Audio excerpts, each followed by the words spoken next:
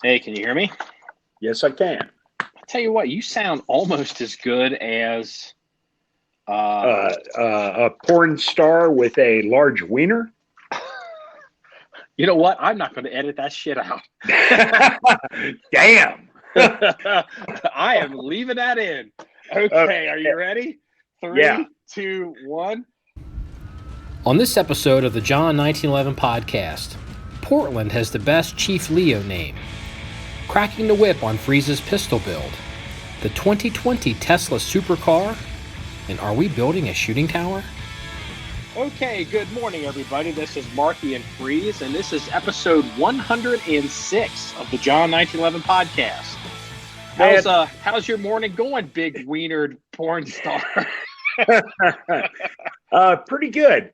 But, who really would have thought? I mean, I busted your balls for 2 years to do a podcast. Who would have ever thought we'd have been at episode 106?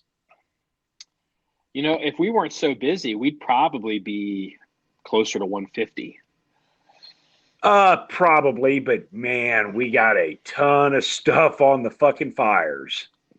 You know what? I'm going to go ahead and address this one right now because we've never talked about it. So I slept in late today. It's late. It's like, oh my God, it's 10 o'clock in the morning. I've had a rough couple of nights. Actually, it's 10. Yeah. So we had a guy, hold on. Excuse me. There's no mute button. We had a guy on maybe Facebook.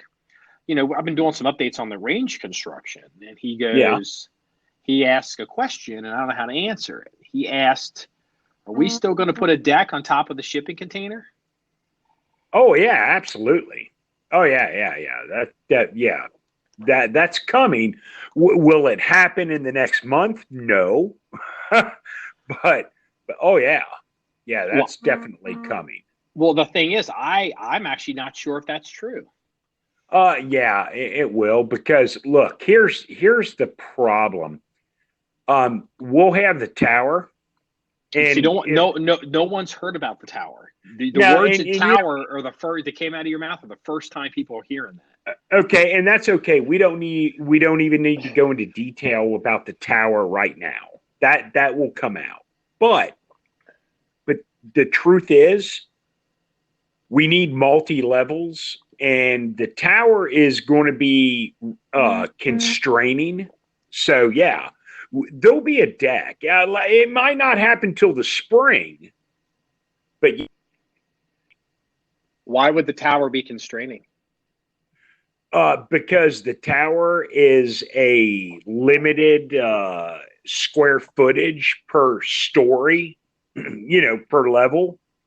Whereas the shipping container is 40 by 9.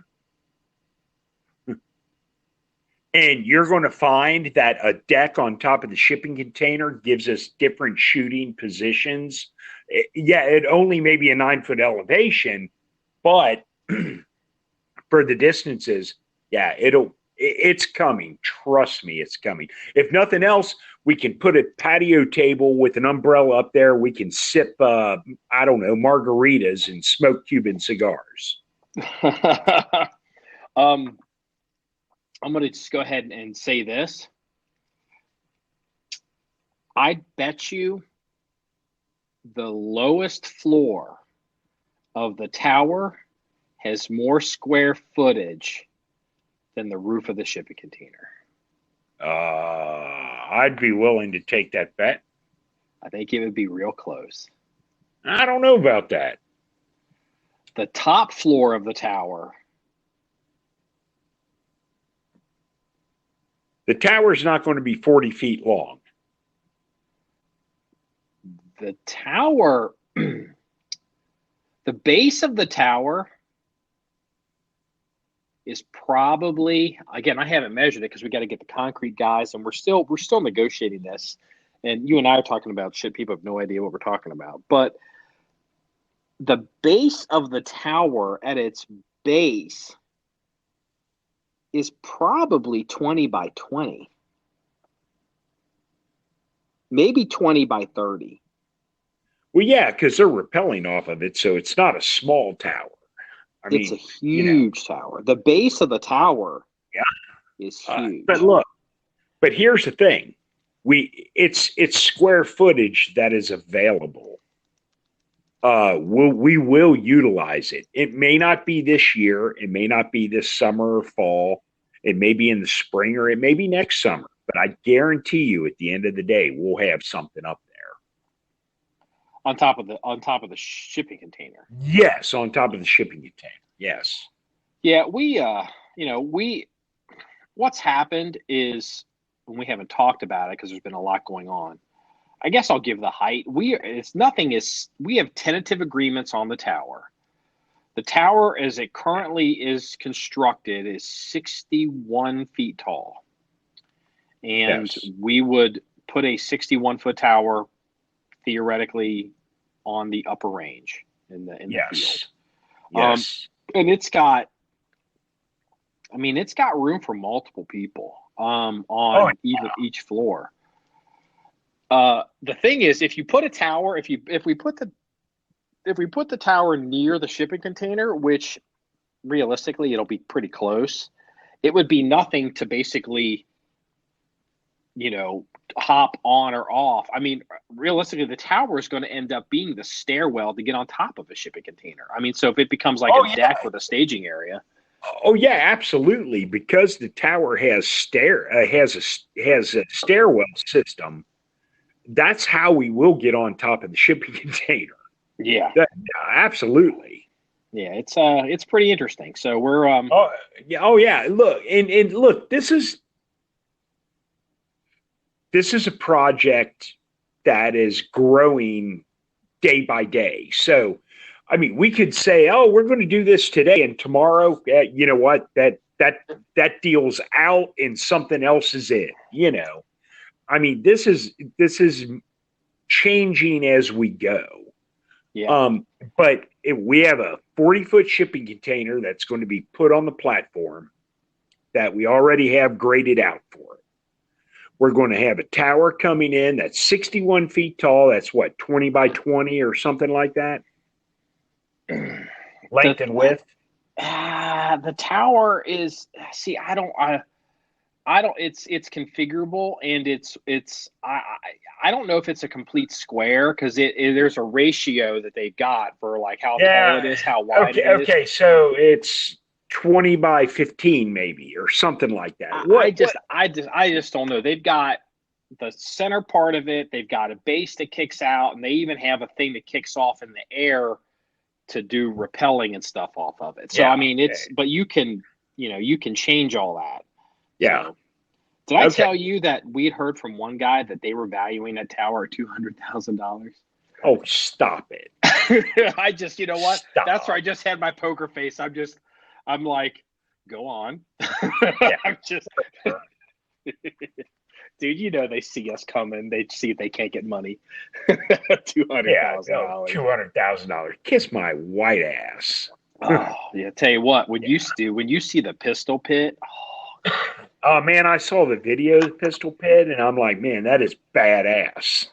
And it's going to be about 3 feet deeper. That is great. I mean, It looks phenomenal. And the reason I wanted it the way it is because so we can actually shoot rifles in it, but I wanted it so because you have like these EPA standards for ranges, and so we have to meet those standards. Those are government standards, and we can shoot as long as you don't shoot at the top of the berm. If you shoot to the base of the berm as a function test, you can do a 50 BMG in there. Nice. Mm-hmm. It's 100%. It'll 100% pass DOE specs on 50 BMG. That's phenomenal. That is phenomenal. Yeah. So I'm going to get out there one day this week. I'm not sure what day it will be.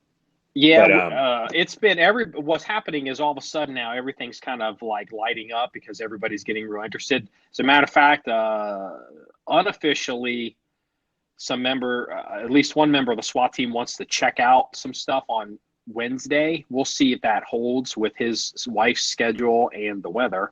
I'll be out there no matter what. Also, part of the reason why I got held up this morning on the podcast is I'm walking into the armory and got stopped by a staff member. And since it's Monday, and he's like, hey, because, there's people that want to ride four-wheelers. So he was like, do you still want to do the little like UTV type field or track or whatever? And I was like, well, I said, now's the time to lay it out, because the dozers will be, once they put in one more bullet trap in for me, the only time dozers are going to be coming back on the property is it'll be knock down trees or anything, for maintenance. So there's a possibility of I'm letting some staff basically go ahead and give me your your dream list of what we're doing. And so remember I don't want to say the guy's name, but he's a real good friend of yours, and his son used to be into the professional dirt bike stuff. Mm-hmm. Yeah. Something not too dissimilar from what he had set up for his son. Oh, man. Probably not that big. Now that I think about it. Because what they have set up there is world class. Well, okay.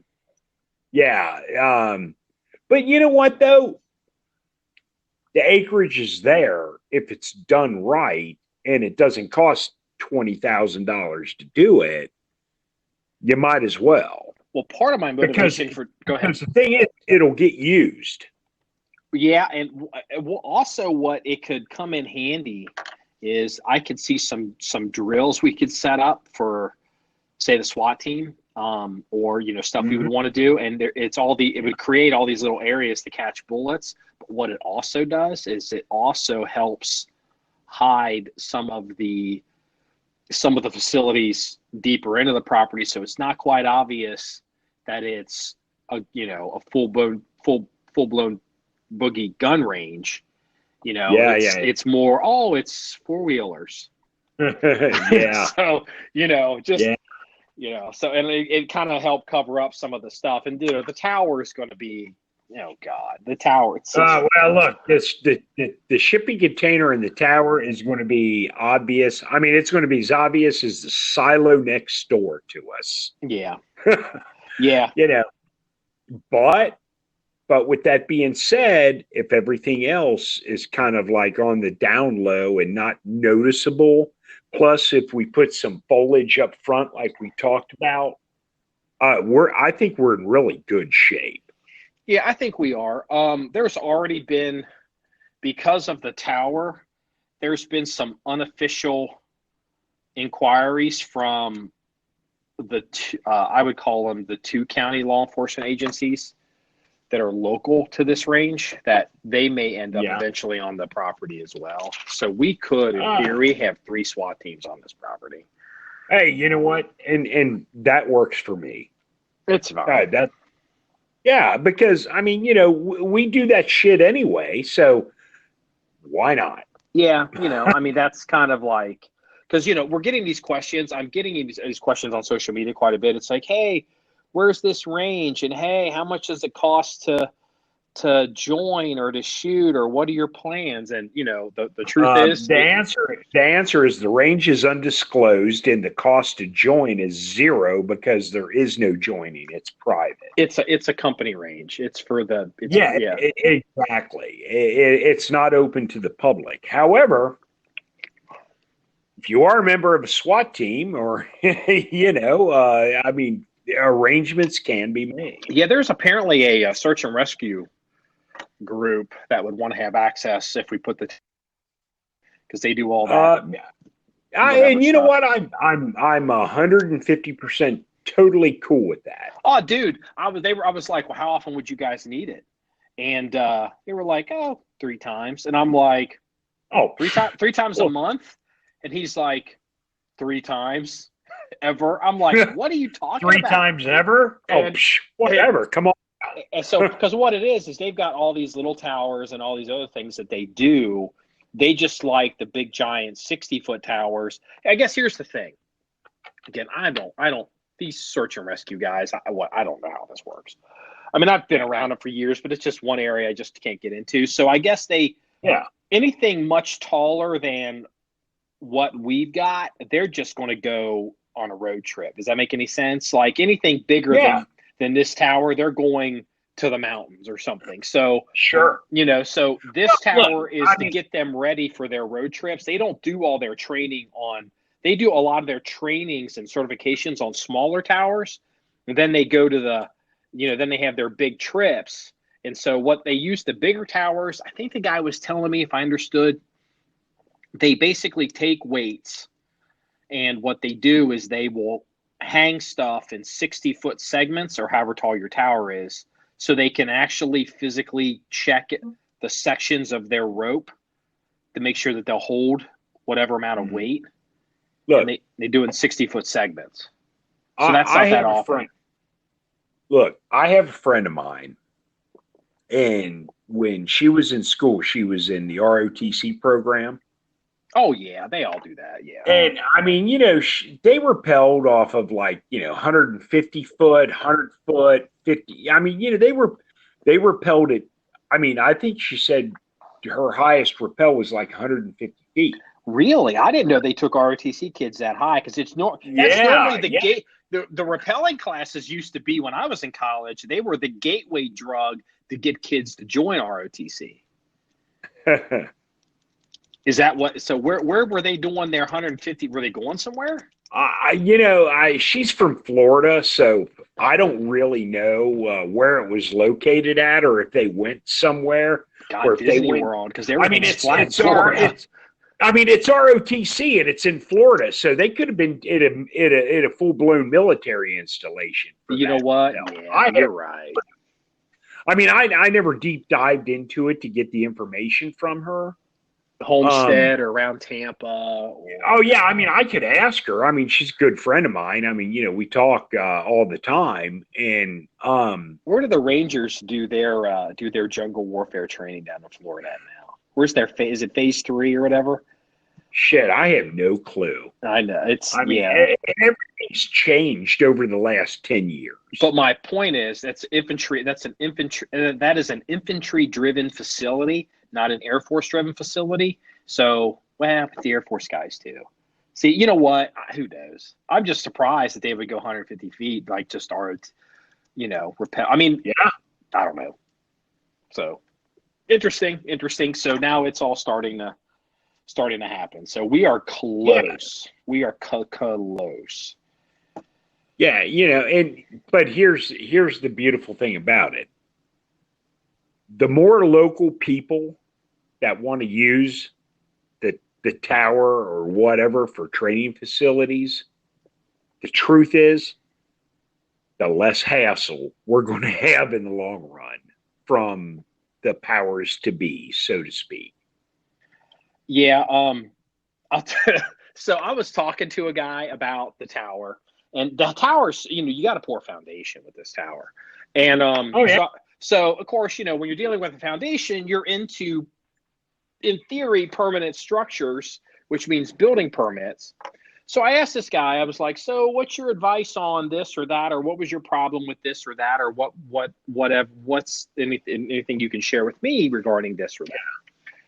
And he goes, at some point at one of his builds, they were questioning a tower, and whether they need all these building and inspections. And he looked at him and he said, I don't need a building permit for a deer stand. And I was like, and out where the range is,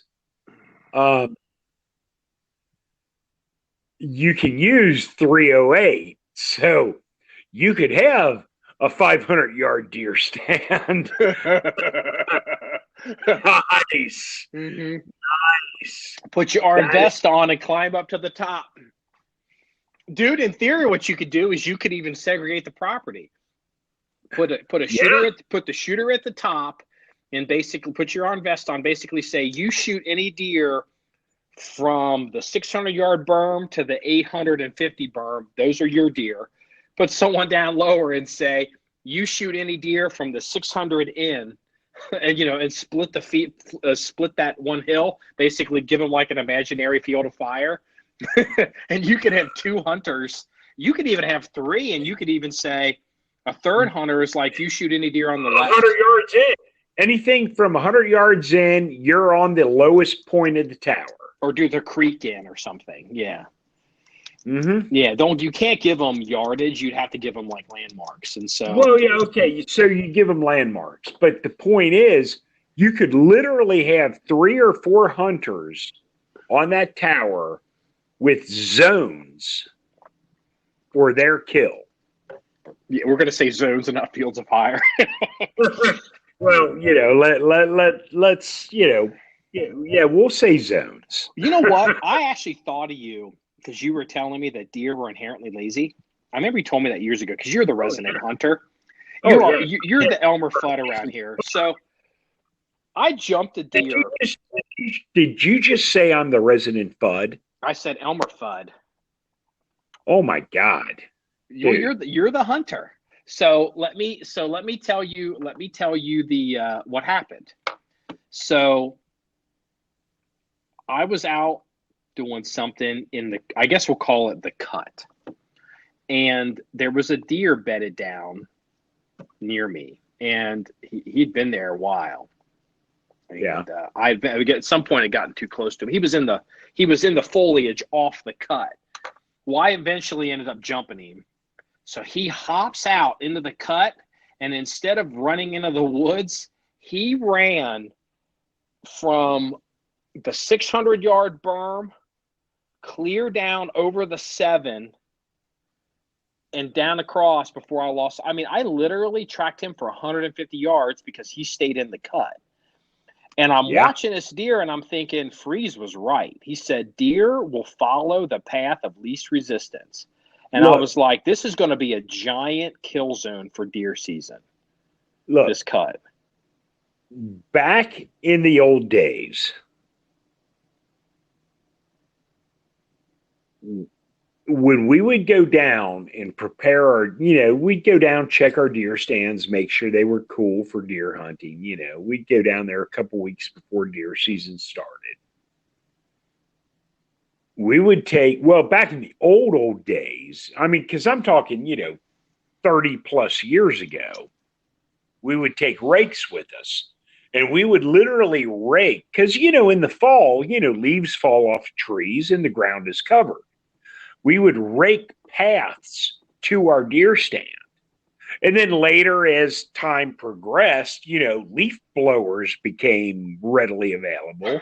And then we would take leaf blowers and blow paths to our deer stands. Because the truth is, deer don't like noise. And if they have to walk through a field of fallen, crunchy leaves, they will follow the path that has no leaves in it.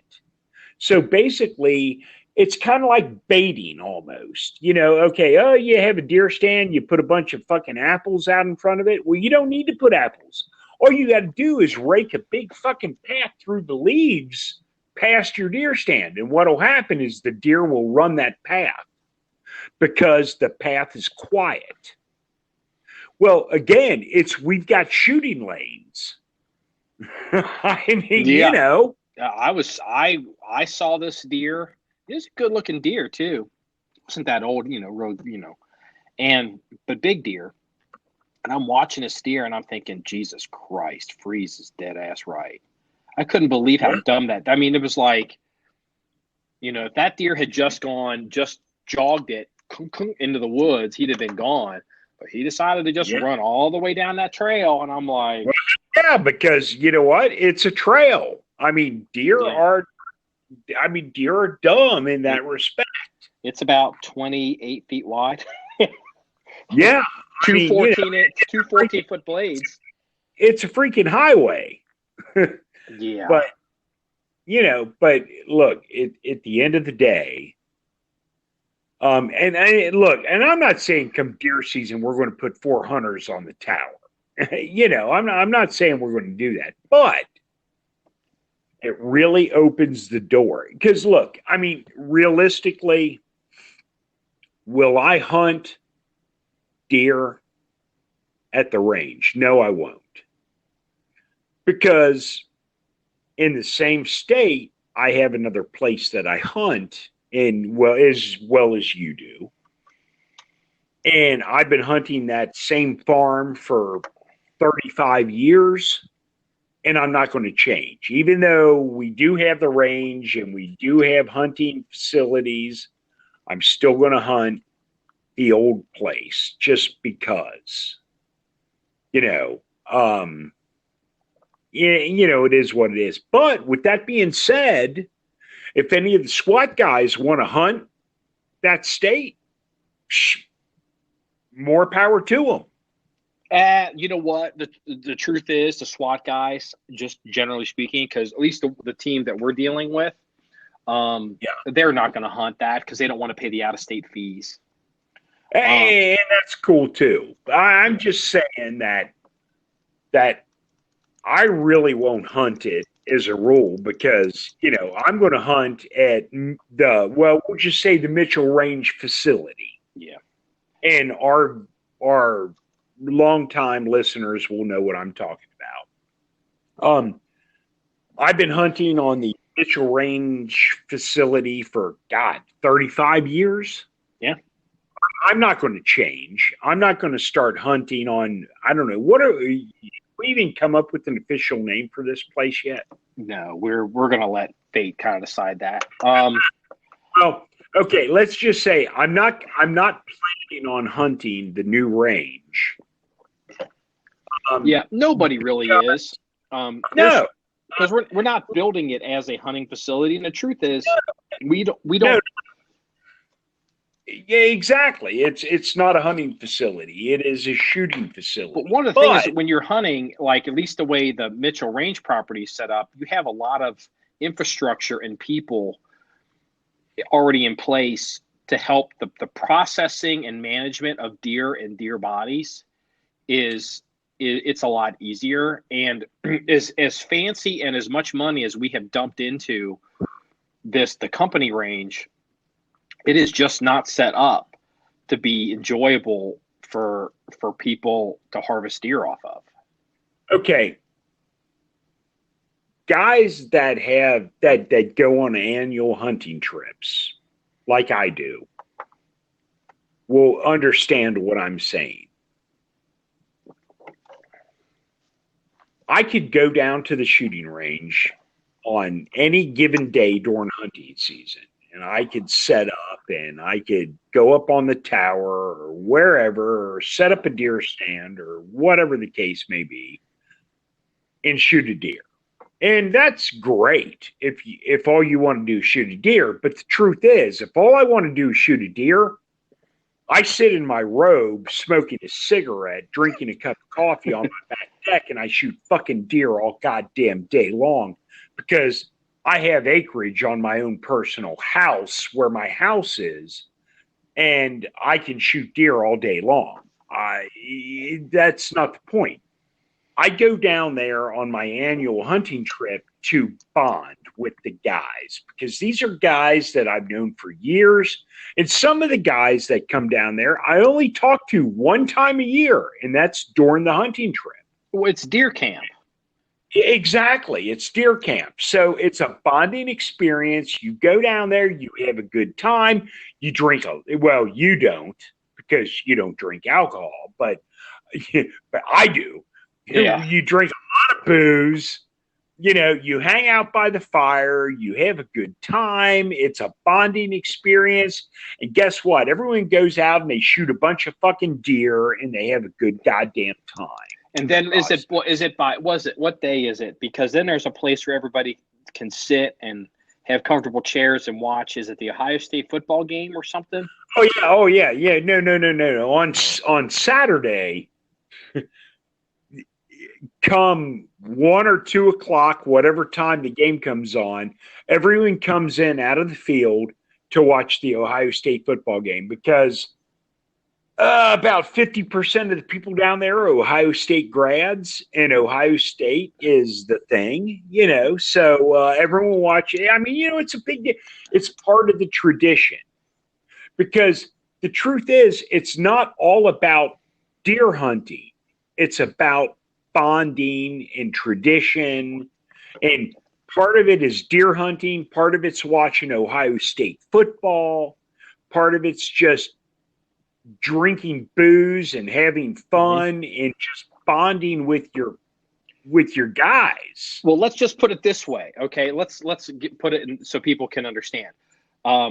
The company rifle range does not have cable television or refrigeration for cold beer, so nobody's going to be hunting on it. There you go. There you go. That says it all. Because look, could we go down there and hunt deer? Yeah, we could hunt deer all day long. But you know what? I don't even have to leave my house to hunt deer all day long. I feed deer year round. I haven't shot a deer on my own property in 4 years because I feel bad because I've almost turned them all into pets. Yeah.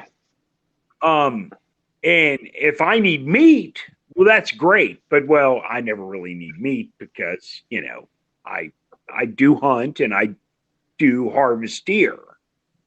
In between my son-in-law and me and my father and you and everyone that hunts, hell, even if one guy goes without shooting a deer 1 year, everyone's got freaking meat because, it's share and share alike. You know how it is. Sure. Hey, you know what? If I shoot a deer this year and you don't, well, you got as much deer meat as you want to eat. That's just the way it's always been. Yeah. So between all the people that are around us on a daily basis that hunt, you know what? Okay. So come this November, you're out of town, whatever, you're busy. You're just like, man, I'd like to hunt. I just can't do it. No big deal. You got enough deer meat to last you the year because, I hunt, my son-in-law hunts, my dad hunts. There's plenty of freaking meat to go around for everyone. Sure. It's not a matter of, I got a deer and you didn't, fuck you. You're going to starve this year.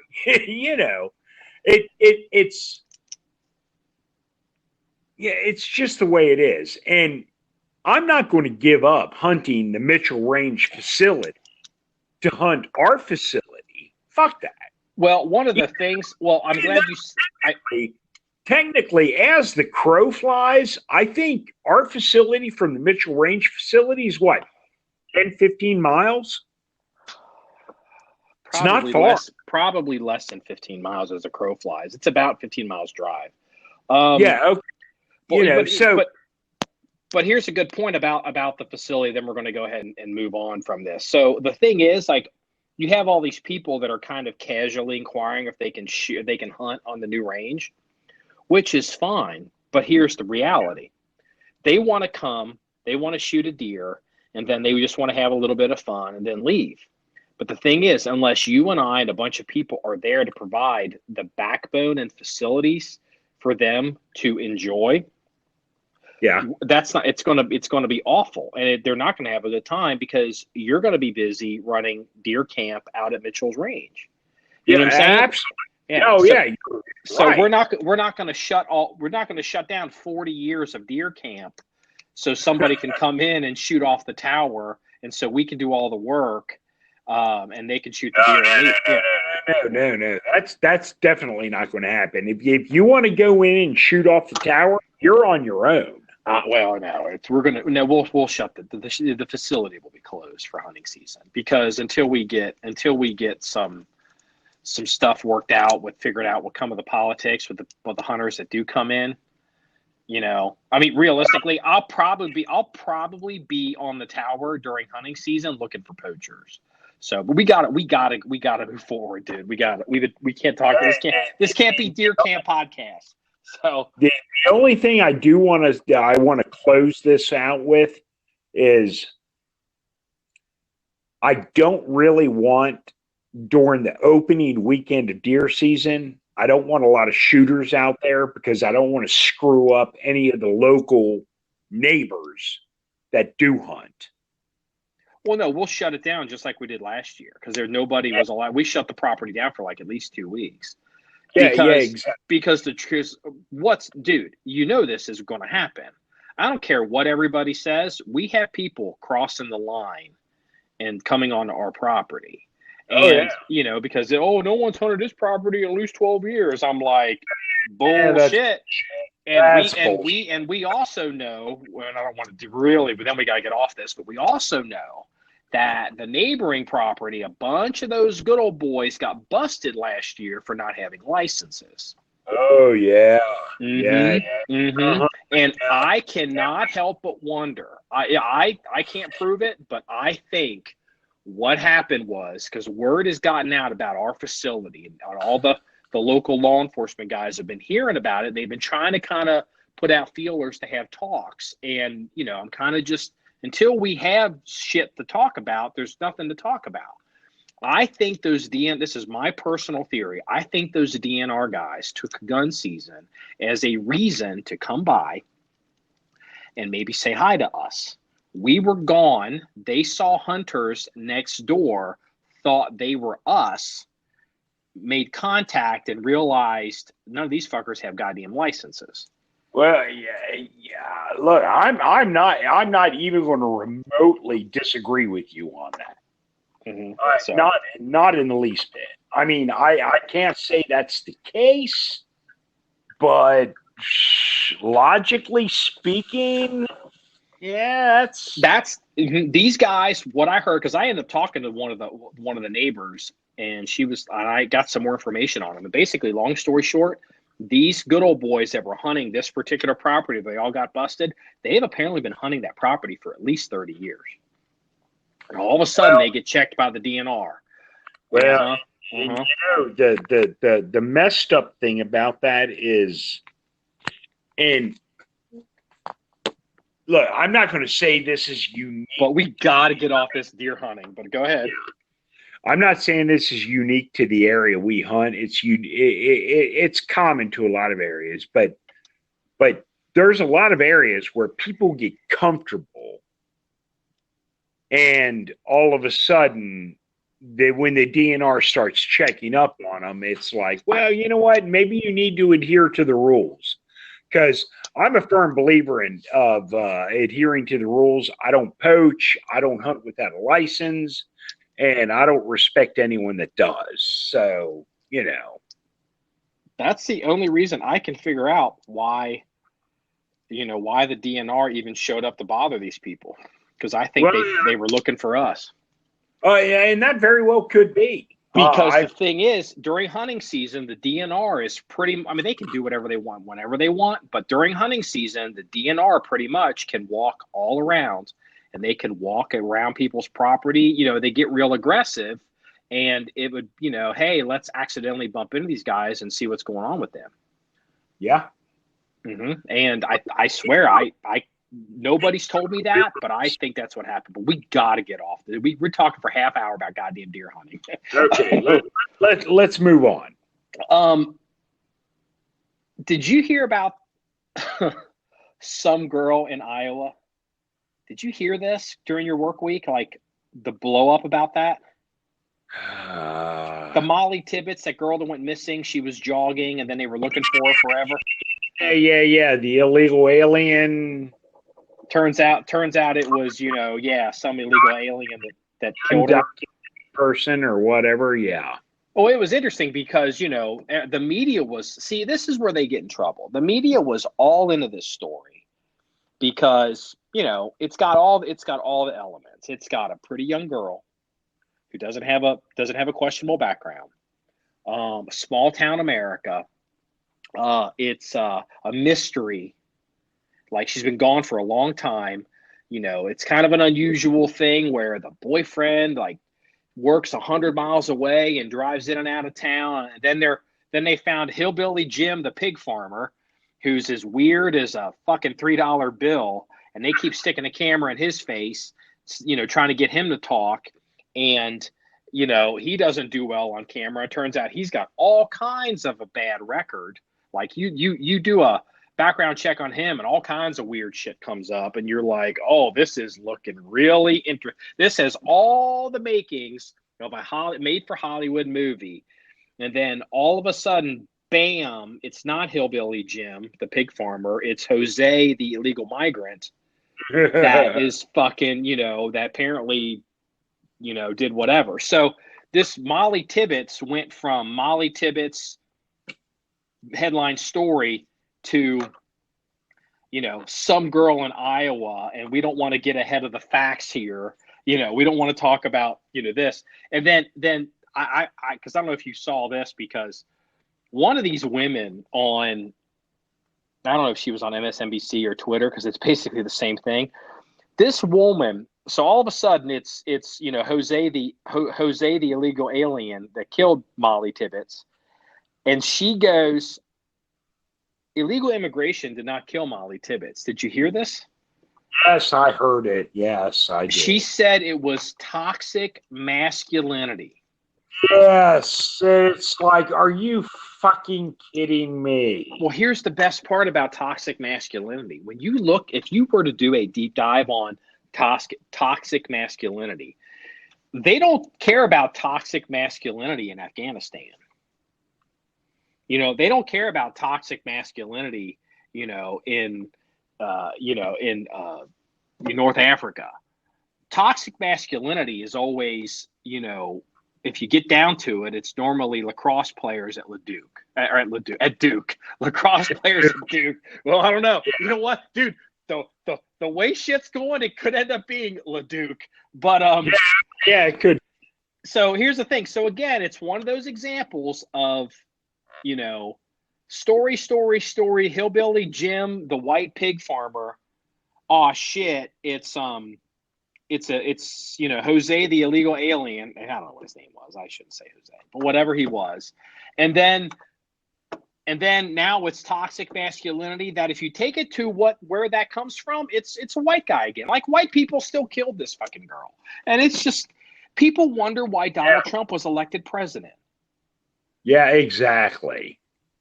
Because you can't say Islamic terror, you can't say radical Islam, you can't say illegal immigration. You can't. I mean, it's fucking nuts.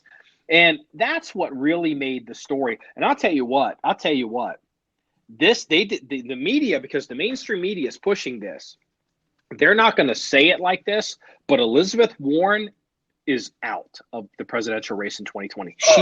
She's out. She toasted herself. She's the first person that said some girl in Iowa. And I saw this and I'm like, who's the biggest loser today? Elizabeth Warren.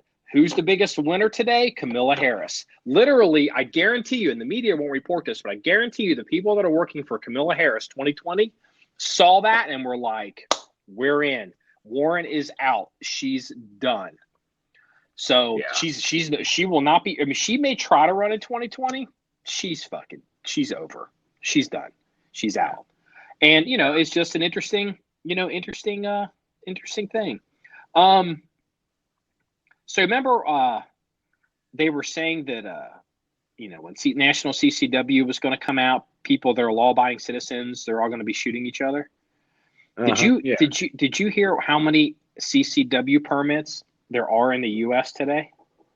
No, I haven't actually heard the figure. 360 million people in this country. I hear between 330 and 360. It could be, 370, 380 actually now with some. How many millions of CCW permits do you think we have in this country? I'm just curious. Take a guess. 50 million. Oh, hell no. It's nowhere near that high. It's 17.5 million. But here's the thing. If you remove Florida, how many millions of people live in Florida? And how many millions of people live in the Northeast where there's no CCW permits? New York, Massachusetts,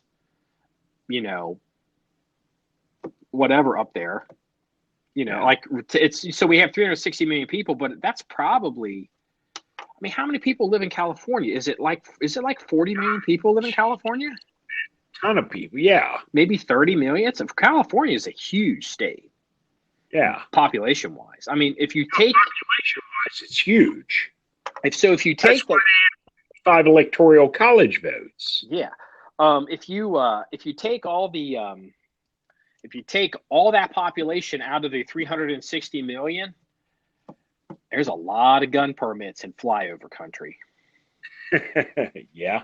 Mm-hmm. That number gets a lot more interesting if you actually extrapolate it out to a geography. It's like it's a lot.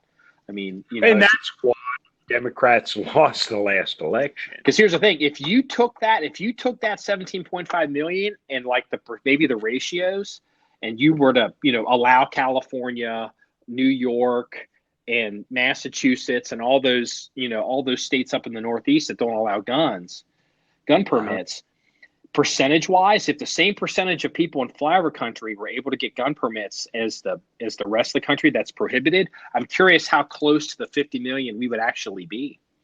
That would be a lot closer. I bet you it would be. I mean, if you consider how many people live in just those 2 or 3 states, it's. I mean, it could be 25 million. 25 million gun permits. Yeah, possibly. That's interesting. Yeah. Hey, I just wanted to tell you this one because I thought it was funny. There was the Antifa in Portland, and this story's like over a week old, but it kind of, and I guess there was some drama because I guess they didn't arrest, like they arrested people that were getting beat up and not arresting the people that were beat up. Like, they were saying you weren't arresting Antifa and you weren't there's been some local political drama as to how the local police department in Portland, Oregon handled the riots or whatever, the protests that happened up there. And, I'm not going to take a position on that either way, but I thought there was a universally unfortunate name of somebody involved in this. Yeah. The police chief in Portland, Oregon. Is it Portland, Oregon? The police chief, it's a woman. Do you happen to know what her name is? It's very unfortunate, her name. I'm just making fun of her name. Okay. You don't know what her name is? Nah, not off the top of my head. Her name is Chief Outlaw. Really? Her name is Danielle Outlaw. And it's just like, I mean, look, dude, can you imagine like you and me, like we were 10 and like, we're the Outlaw Brothers. I mean, that would be the coolest fucking name. I mean, but there comes a point when you grow up and you're like, oh no. And I guarantee you there's somebody out there with the name of Outlaw that's listening to this podcast right now getting butthurt. Don't get butthurt.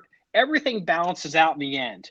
So Chief Danielle Outlaw, she got all of this enjoyment and fun and hip and coolness out of her last name for like the last, say, 45 years. And then maybe 50 years. And then right at this one press conference, bam, the universe decided to level the account out. I was just like, oh, God. So. Man,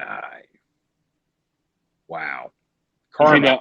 I just thought that was funny. I just thought that was really funny. Hey, what's going on with your pistol build? You know what? Oh man, I'll tell you what.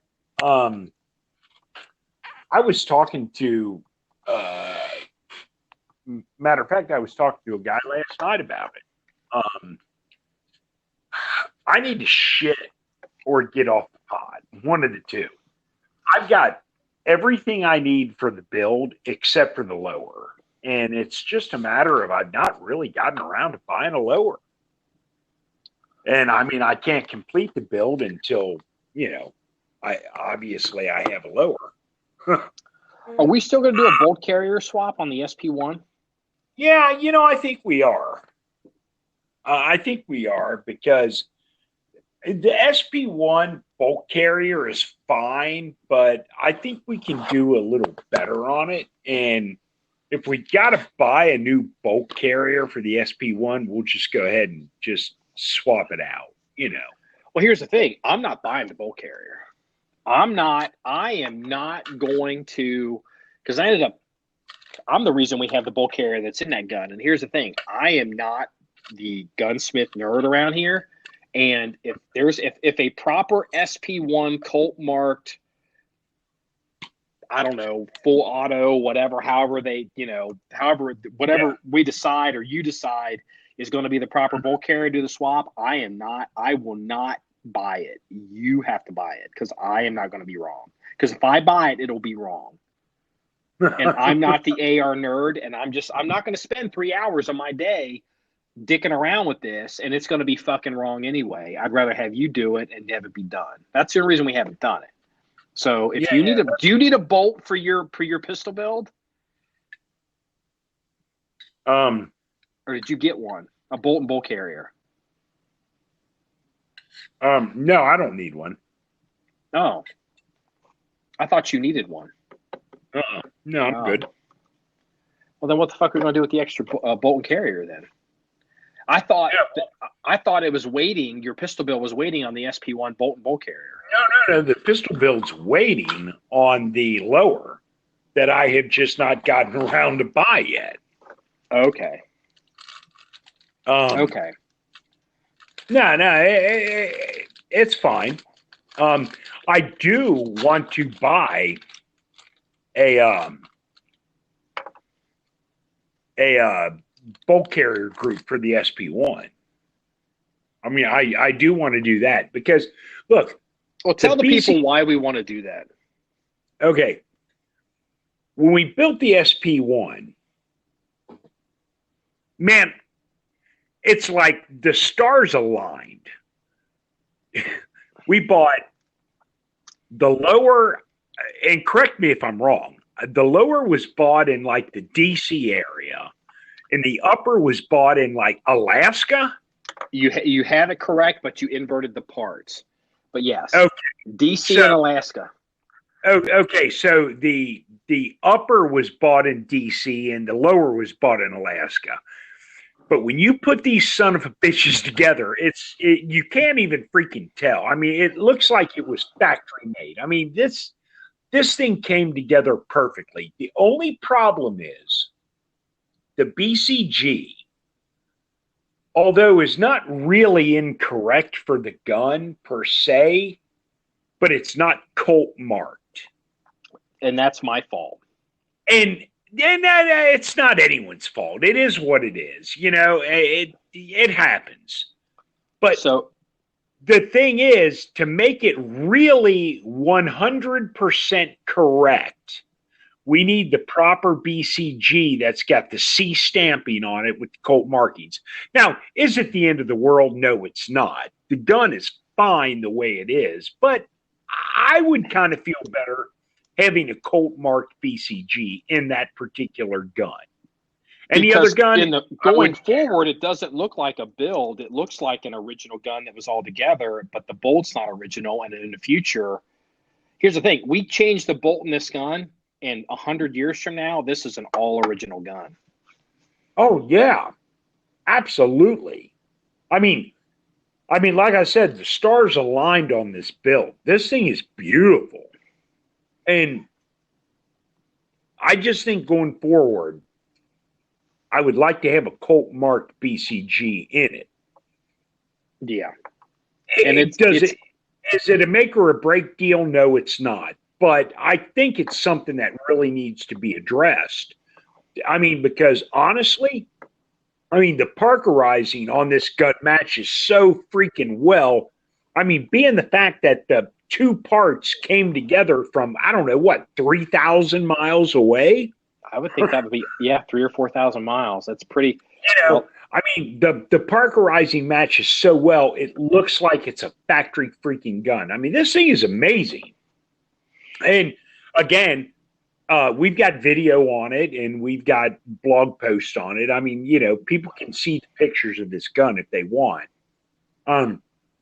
The only thing that's holding this gun back, and it's not really holding it back, but the fact that the BCG is not Colt marked, and it's a minor detail, but I think it's a detail that we really need to address. Because, if we don't, it's going to get dropped because we're so busy, and eventually it's just going to disappear in the armory, and it'll be the way it is.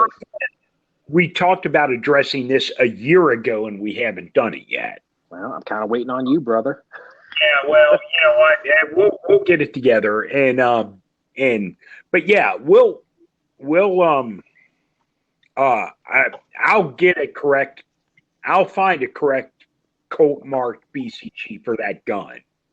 Yeah, so we're all good in that respect. Yeah, because what happened is I ran across that upper outside of DC, and it was an unusual situation.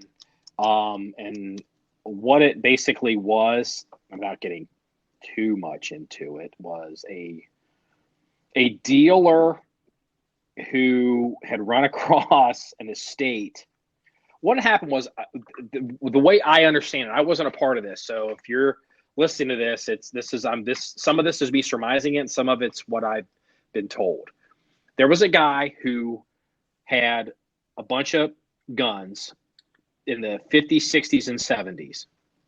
And he had a bunch of machine guns, probably, it looks like, as well. And he was doing all kinds of crazy stuff. He was putting stuff together. He was building his own guns. He was converting guns into machine guns.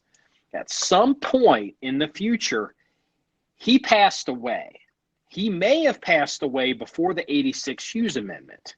But what ended up happening was his wife ended up living a lot longer. He passed away. His stuff ended up in storage. His descendants kept everything in storage, not knowing anything about anything, just like it's, Jimmy's guns or whatever. And so they ended up finally passing away. And so they're going through the estate, and they open up all these storage containers from the woman's estate, and they find all kinds of now post violations of the post 86 Hughes law. And it's a holy shit. So, they had to call the ATF and kind of get this all kind of squared away. But so what they were doing is they were breaking guns apart that had to be broken apart. So this upper that we ran into, it's a triangular A1 upper, but it looks like it had been modified to accept a lightning link. Well, the lightning link is either in the possession of a class 3 dealer or of a manufacturer, or it's in the possession of the ATF. But they broke the upper off, and they were trying to sell this upper, and they couldn't sell it because any person with half a brain looks at this upper and they're like, why the fuck does this have machine gun modifications to it? I don't want to touch this. So we made a deal and we got it because we're a professional, armory over here, and it's, we're relatively, stable, and it's not going to be, we document everything, so it's not going to be an issue. So we needed, but when I bought this upper, it was your work week. I was out of town. I was in DC. You were asleep, and they were like, you need a charging handle and a bolt and bolt carrier. And they literally threw me a box, and they said, pick any one you want. And I knew enough to know. I was like, holy fuck, this has got to be like an SP1 type thing. And I had to get on my phone real quick and kind of look and see how they're whatever. And I just found one in there, that the only one in the box that looked like an SP1 bolt carrier to me, and I grabbed it and put it in the upper and walked away with it. But it turns out it wasn't a Colt marked bolt carrier. I didn't know that until later. But here's the thing. The charging handle was spot on. I mean, you lucked out on that. I mean, charging handle was spot on. You're good. The bolt carrier is not necessarily the wrong bolt carrier for that era of rifle. Well, I think it's the right bolt carrier design, but it's not a Colt bolt carrier, so it's wrong. Exactly. And there's people that'll deep dive on the internet and go, well, Colt didn't mark all of this and all of that. But, at the end of the day, if it's not fucking marked, it's not fucking right. Especially with Colt guys. Exactly. I'm not saying it's not right. It's the right bolt carrier for the era. but it's not Colt marked, and that's the deal breaker. It's not marked. So it's basically a parts gun. Until we put a Colt parts in it, it's going to be considered a parts gun. Yes, exactly. Or so that's a build. So yeah. Well, yeah, build. You got to get on that because I've been too busy to stick with it, and I'm afraid it's going to get dropped. No, and I will. I've been putting it off, and it's just like with the pistol build. I need to get a lower, and I've just been putting it off. It's not been. I don't want to say it's not been a priority. I haven't made it a priority. I've been busy. I've been out of town. I've been, and it's like, but I was, strangely enough, you mentioned it. I was talking to a guy last night about it, and it's like, man, I got this pistol build I'm doing. All I need is a freaking lower. I just get off my ass and buy a freaking lower so I can assemble this damn thing and get it together. Yeah. But you know what? I mean, we got to get there's another project we have to get done too. So, hey, you're the resident car guy over here. I mean, I like cars. I mean, I just, but you're like the monkey wrench guy. I don't think you would even know. I mean, do you know who Elon Musk and Tesla even are? Yeah, I know who they are. Okay. They make the battery powered cars, and they are the one whatever it is. The what? The one in space, the Tesla. Oh, you know what? See, yeah, that he did do that because I think it dudes, whatever. So, they had their little whatever version, little sports car that was their first one. And then they came out with they call it, I think it's the Model 3. It's the ones that we see. Like I saw 3 of them. I literally saw 3 of these cars yesterday on the road, and they're electric cars. I wouldn't know one if I drove by me. Because you know what? They don't look like little goofy ass electric cars. They look like they're 4-seat sedans, but they're kind of sporty looking, and I think they're like 90 or 100 or $100,000 cars. But they're pretty fast, and they are what they are. I think they have a 200-mile charge on them and whatever. And and the thing is, even those cars, it's like I'm not even remotely interested in them because I just know that as these battery powered cars get older, the batteries in them are going to be it's like, you can take a 15-year-old gasoline powered car and it still has some value. You take a 15-year-old battery powered car and you got to put $15,000 worth of batteries in it. So, because it's gone. So, but with all that being said, Tesla did something, and it came out this week. They slow rolled it out with Jay Leno, which was a smart move because Jay Leno's the big, we're the gun nerds. He's the car nerd. Oh, absolutely. Yeah. There's been rumors of a Tesla Supercar coming out, and part of me is just like, whatever. But I've been hearing rumors that this car has a crazy top end speed, has a crazy 0 to 60 time, and a crazy quarter-mile time. And, it's, part of it, you don't know if it's marketing or made up bullshit because, every year Apple's going to come out with a phone that's going to, be like a robot. You know what I mean? It's whatever. Well, they released this. They slow rolled this car out to Jay Leno, and I actually saw it. And they publicly announced what the numbers were, and dude, this thing is unbelievable. This car, it looks like a supercar. Like it looks like kind of like a Lamborghini or Ferrari or the newer ones. They all kind of like Lamborghinis and Ferraris now all kind of look the same to me, because they all have to be for aerodynamics. They kind of have the same look. This car, I think if I remember off the top of my head, someone's going to correct me if I'm wrong because they'll look it up on Google it. The 0 to 60 time on this car, I think, was under 2 seconds. Oh, no way. Let me finish. The quarter mile on this car. Again, like the movie, like Fast and Furious. If anyone's ever seen those movies, the big hook in the beginning of the movie was you have to build me a 10-second car. A 10-second car is a car that'll do a quarter mile in 10 seconds. It's a known, it's a known benchmark that you can judge the difference between greatness and almost great. This Tesla will do a quarter mile. I think they said like 8.3 seconds. It's like drag fucking car speed. Oh, I don't buy that. Dude, buy it. It's not a rumor. And here's how they're doing it. What it is the top speed. They're published, the engineer, the designers are like, what's the top speed of the car? And this isn't a rumor anymore. Tesla has come out and released the numbers. They are saying in excess of 250 miles an hour. Now, again, all these people that the car guys and people that don't know anything about cars are just like the gun guys that don't know anything about guns. Any car that goes over 200 miles an hour, a car, I bet my car could do 200 miles an hour. Dude, most cars can't do 200 miles an hour. No.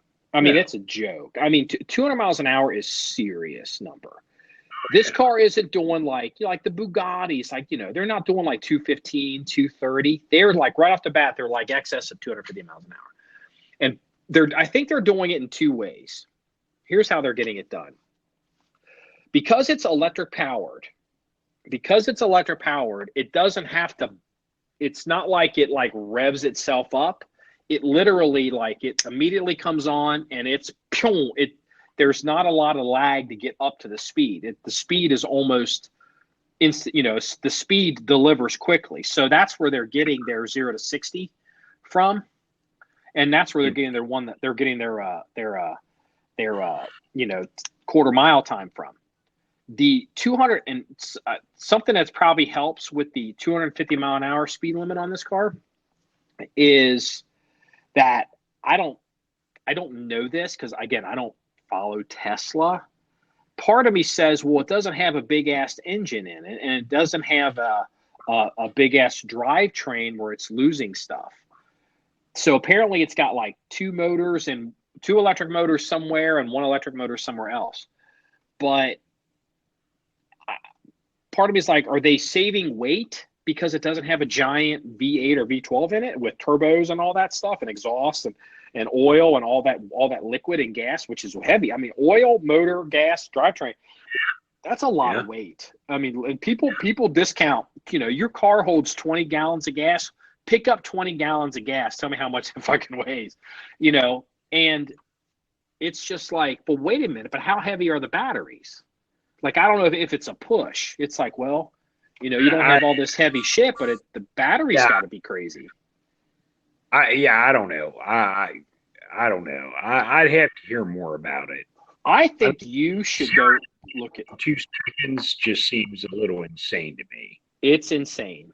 There's a video of they're like, we're gonna show you the 0 to 60 or maybe the quarter mile, whatever it was, and they had the guy driving in the car, and Jay Leno's in the passenger seat. And Jay was like, is there anything I can do? Or what do you want me to, to do this?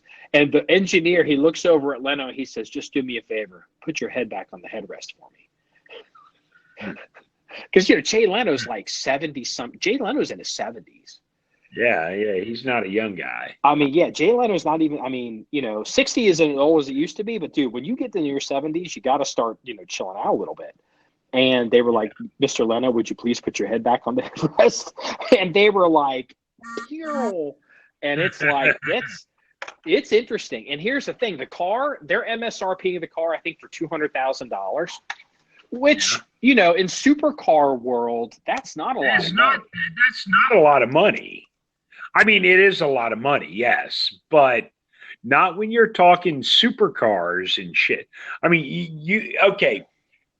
Every weekend when you turn on ESPN or Hot Rod USA or whatever cable channel you're listening to, and you see these Top Fuel modified dragsters running down the track, dude, they got over $200,000 invested in those vehicles. I mean, they got $200,000 is a lot of fucking money. There's no doubt about that. But really, when you're talking about a street legal car, you can, mind you, the key here is street legal. Yes. A street legal car you can buy for $200,000 that'll do 0 to 60 in 2 seconds. That's insane. Well, check this out. Think about this. And again, I'm coming at this as the guy who, like, I don't care about Tesla. It's like, no, I don't care. Shits about Tesla myself. I don't care about Elon Musk. I don't care about Tesla. I don't care about battery powered cars. It's kind of like my opinion on 3D printing and guns. That's cool. You guys go first. When you get all this shit figured out, you call me in 20 years because I'm not dicking with it right now. But here's the point. This car is $200,000. The Performante Lamborghini, the 488s Ferraris or 588s, whatever they're at now, and some of these, then there's like the super 12-cylinder Lamborghinis and the super, these super Ferraris. These, not the baby Ferraris or the baby Lamborghinis, but the real Ferraris and the real Lamborghinis, dude, they are well beyond $200,000. You're at 3, you're touching 4. Here's the problem. If you are sitting around today and you work at Ferrari or you work at Lamborghini and you look across the ocean and you see some guy named Elon Musk who's selling a $200,000 supercar that, it just eats everything that you're currently doing at, like, in some cases, half the price, you have a major problem on your hands. Okay, if you're a Lamborghini Ferrari, you're going into the battery powered car business. Okay, think about what you're telling me with this argument and the side you're taking with this argument. It's the exact opposite side of the argument I was taking on our last podcast with 3D printing. Take 3D printing and compare 3D printing to the 0 to 60 electric Elon Musk car. Yes.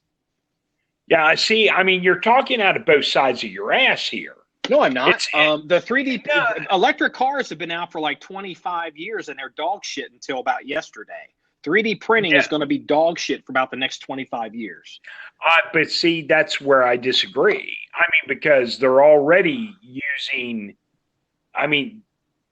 granted that the cost of the technology is crazy expensive, but they're already, my point is they're already there on the higher end of the technology. They just haven't gotten the cost down yet. It's a very similar argument, but you're taking opposite sides on one opposed to the other. I'm just a different position on the timeline. I'm right of bang as opposed to left of bang on this. I'm left of bang on 3D printing. I'm right of bang on this electric car thing. Yeah, whatever. I think you're wrong of bang on both of them. So well, here's my point. Here's the issue. Like, I can't remember. It was like 20 years ago. Like, Popular Mechanics had some story about it was a theoretical car that somebody had made, and it ran on hydrogen. And I think it was a Charger. So whoever makes the Charger is a Dodge. And this car was like crazy, like whatever, like crazy. And it's like, man, that's super cool. Like, man, we could figure out how to make hydrogen work, and we could get this kind of performance and this and that. And, we don't have to deal with the fucking Iranians anymore, or the fucking in America it'd be the Venezuelans. But it's like, again, that was probably 30 years ago. And now we're finally to the point where there's a $200,000 supercar that's eating everybody's lunch. In 30 years, look, when people can buy a 3D printer from Amazon and they can print a metal barrel and a metal receiver that isn't brittle as shit, so they can make their own guns at home, that will be a watershed moment. I'm waiting for that moment to happen. But you're only half wrong there. Okay, they can already make a 3D lower that's not brittle as shit. It's the barrel that you can't buy a 3D. You can buy a 3D printer that can make a barrel that's not brittle as shit, but not on Amazon. What I'm saying is you can buy a 3D printer on Amazon that'll make a lower that's not brittle as shit. Because there's a big ass difference between a barrel and a lower. It depends on the design of the gun and how the force is distributed in the gun. So, like, here's the thing: making a 3D printed AR-15 lower is going to be a hell of a lot easier than making a 3D printed 1911 lower. And you know this because you're the gunsmith. Yes, I do. And people listen to that statement and they're like, well, wait a minute, a 223 has a lot more pressure in it than a 1911. It should be the opposite way. So, well, no, in a 1911, the lower takes all the force. Exactly. But you can buy 3D printers that will print 1911 lowers that'll hold up. Whereas what's the definition of hold up? Well, it's every bit as good as rounds? Nah, you know what? 3D printed 1911 lowers are every bit as good as any other polymer alloy 1911 lowers that like SIG or any other company's putting out. Hell, one of my personal carry guns is a SIG 1911, and it's got a polymer alloy lower on it, and you can make one of those with 3D printer; it'll hold up just as good. You have an aluminum alloy. Yes. SIG lower, not polymer. Yes. Well, okay, it's an aluminum alloy. I misspoke, but you know, I was looking more towards the alloy part opposed to the polymer, which is plastic. You know, yeah, got it. But it is an aluminum alloy, yes.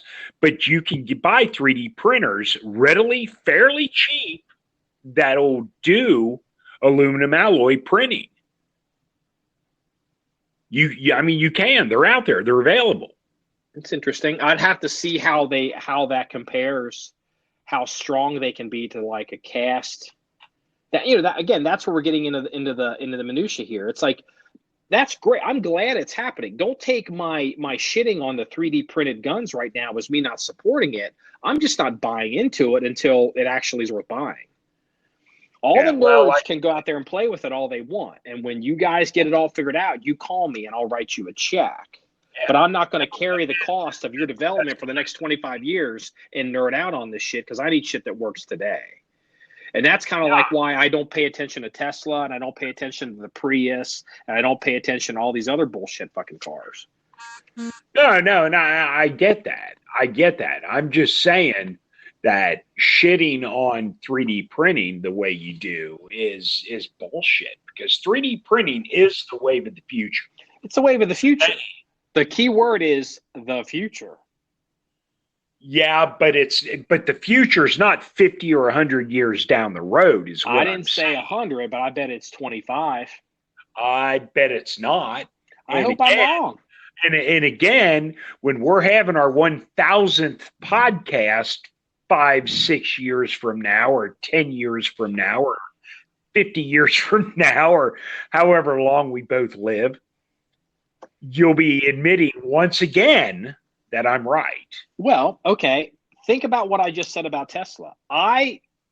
Tesla only proved me wrong like yesterday or Friday when they released this. I think they did a soft launch on Friday, to just create buzz over the weekend. It's like, I don't give a fuck. I don't give a fuck. I don't give a fuck. I don't give a fuck until finally it's like, okay, you have my attention. Here's one more data point on the electric car thing with the Teslas that I thought was kind of dumb. And they finally have addressed that as well. But again, it depends on how it all works. Because, battery cars are the future. Yeah, that's fine. Here's the thing. I don't want to be in the mountains of North Carolina in the middle of the winter up high, or in Montana or Wyoming, and in a battery-powered car or even a battery-powered truck, and it's 30 below zero, and, the original, Tesla Model 3 car, they said, it's got a range of 200 miles on it. It's like, fuck you and your 200 miles. You can tell. If you live in New York City, that's fantastic. But for the rest of us, that could be a day and a half of driving. That means you have to stop half day. Well, here's the thing. But here's the important point. Let me give you the important point. This new car that Tesla has come out with, this $200,000 supercar with all these crazy numbers, it apparently has a 600-mile range. Now we're talking. Now we're talking, if that turns out to be true. If it turns out to be true. Because as well as I do, when these R&D, Tesla's always going to fucking pump the biggest dick they can. That doesn't mean they can back it up. I think they will, because they backed up the numbers for the Tesla 3, which is their car that they sell now. The numbers seem to, I believe, are accurate. Like there hasn't been a big blowback. Like they promised me all this bullshit and I'm not getting it. Like I've paid enough attention to it. There were people there seem to be like, yeah, they drive, look, I will tell you this. They say people that own BMWs are dickheads. I've noticed, I see a lot of, they are. I notice a lot of people that drive Teslas have like purple and green hair. I'm just gonna say, I don't know, like you'll see, like that's the new thing. Like you see some woman, she's like in her 30s and she probably does okay, and she's whatever. If she's got money, she drives a Tesla, but she'll have like a blue streak in her hair, fucking green streak. I've noticed that theme, and I'm like, yeah, because it's the hippies that buy these fucking cars. Well, they finally have a car out that's made for like the real fucking car people. And I thought, I'm curious to see how this goes. But again, dude, for all we know, there's going to be reports of all these Tesla Supercars burning down people's houses in Hollywood. None of that matters, because at the end of the day, I don't give a fuck if your car goes 600 miles or 6,000 miles. It's still a $200,000 car that I can't afford.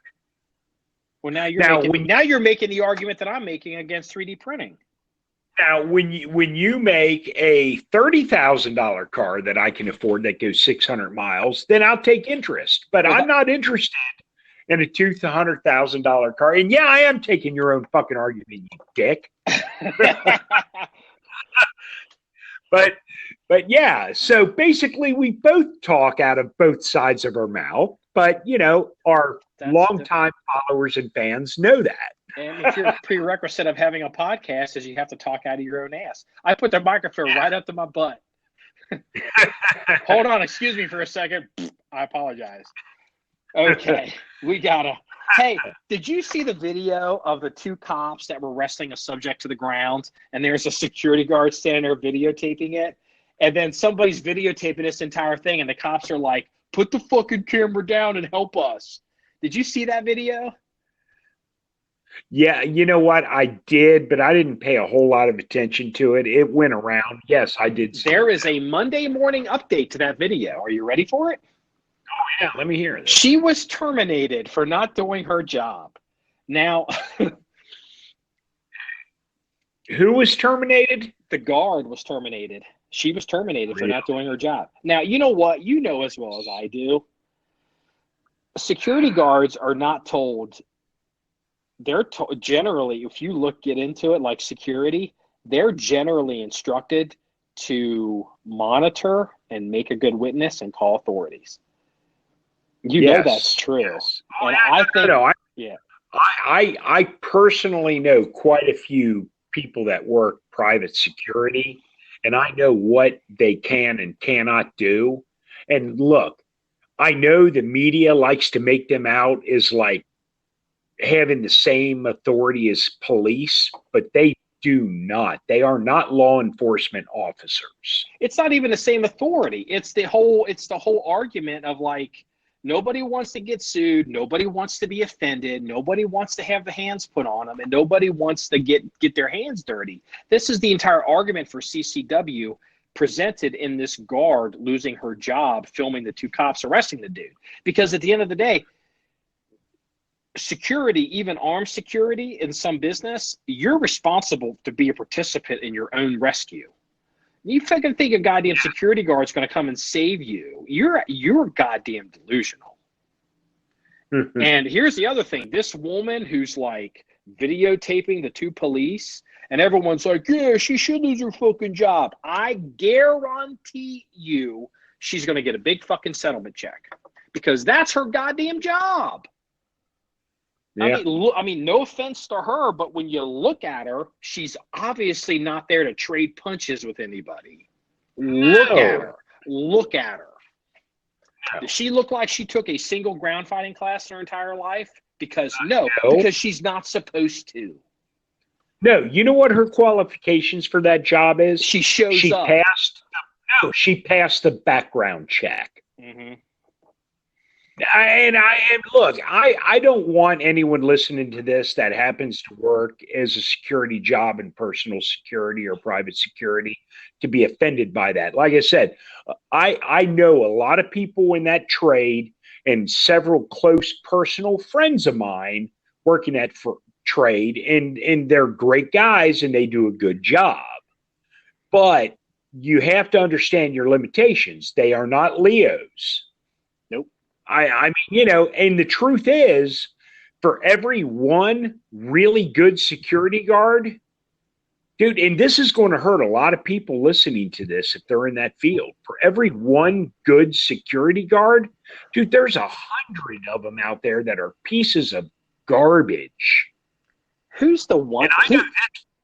Go ahead. I know this from personal experience. Who's the one guy you used to know that carried like 6 guns, and he used to talk like he was fucking Blackwater?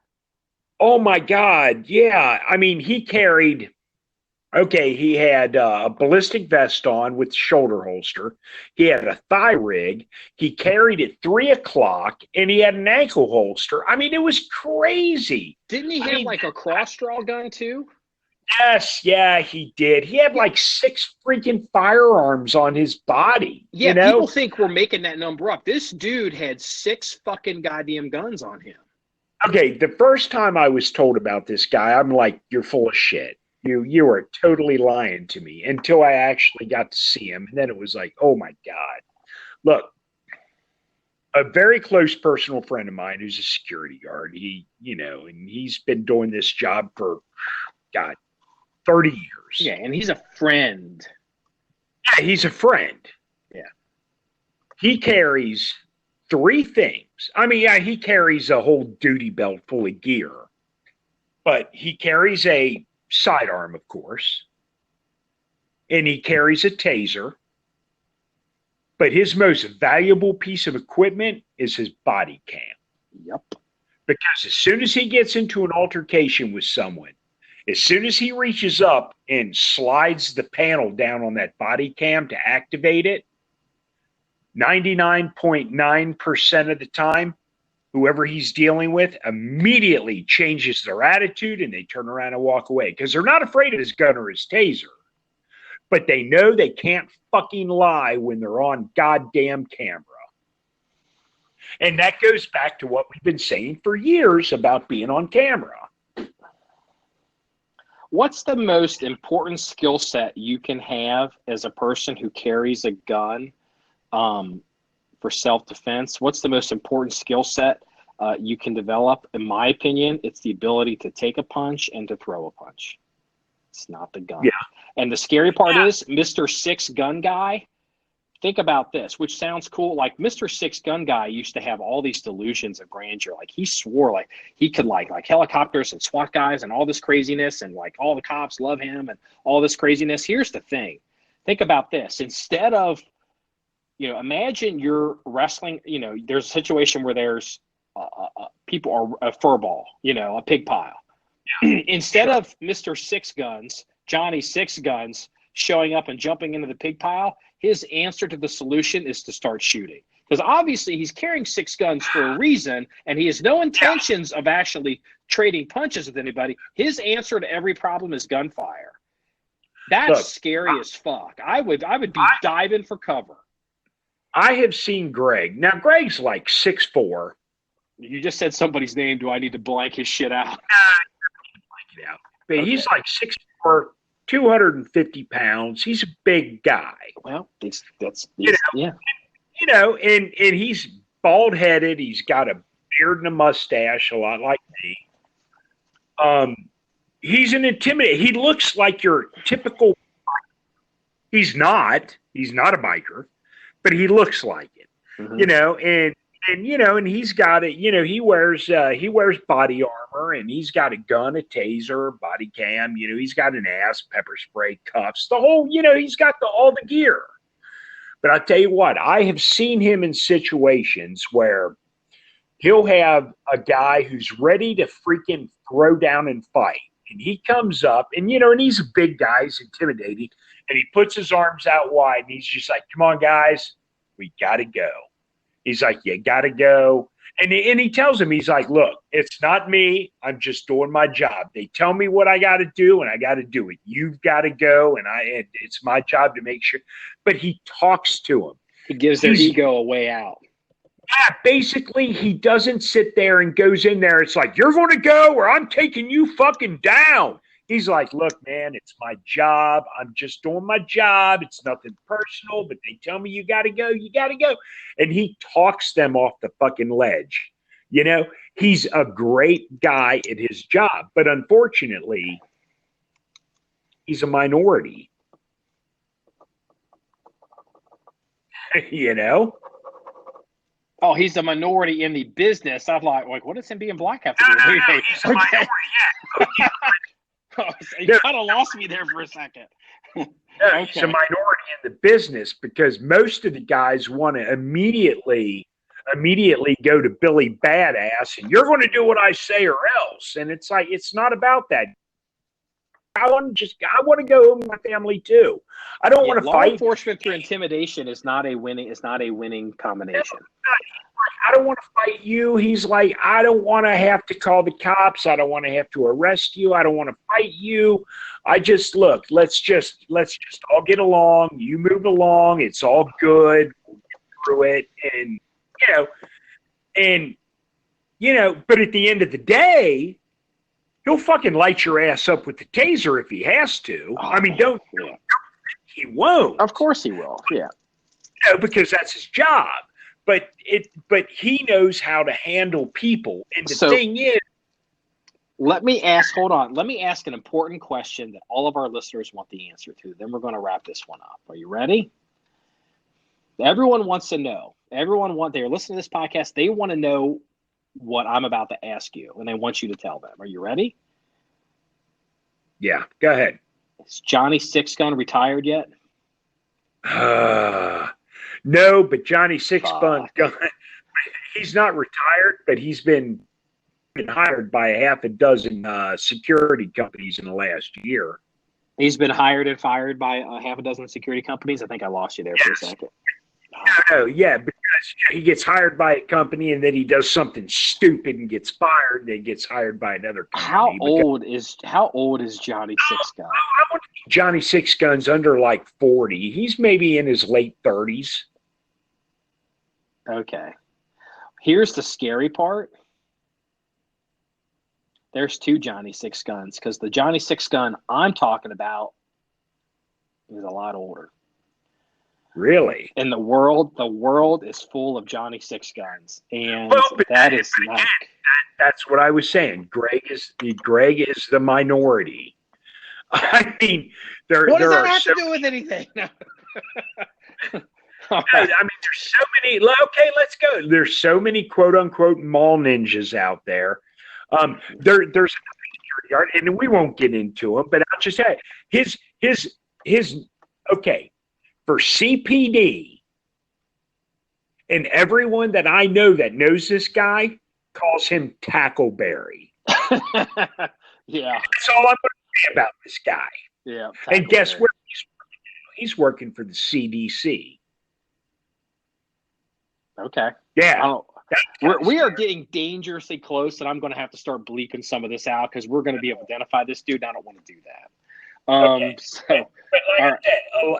People call him Tackleberry, and we won't go into any more detail on that, but that should